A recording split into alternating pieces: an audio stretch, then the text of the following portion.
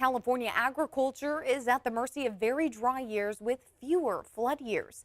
Now more industries are looking to cash in on a crop that's been known to thrive in less water. It's one of the few crops that can grow with very limited water.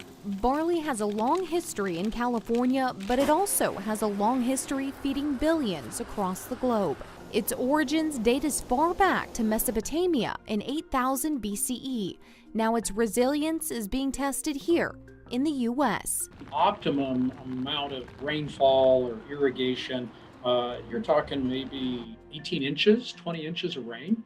You can get by with less, maybe down to 10 inches. You can still produce a good barley crop. Professor Hayes out of Oregon State University has spent his career studying barley's tolerance to climate change, disease, soil health, and genetic variability. With the help of researchers out of UC Davis and Oregon State University, barley varieties are being tested and recommended.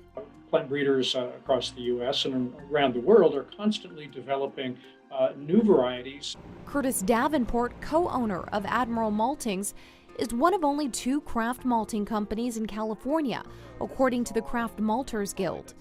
He says the demand for barley has come at a time that lines up with the drought situation and popularity of local craft beers. That's kind of the reason we got into this, is seeing that that might be the future for California agriculture, and we want to be a small part of a solution. But what happens when California's drought produces only about 6.5 inches of precipitation in growing regions like Sacramento and the Klamath Basin? The plant farmers considered a self-growing crop may now need irrigation and care. It wasn't until I got here where I realized how important that is for brewers, distillers, bakeries, everywhere. Chris Lucas is a maltster who works with barley daily.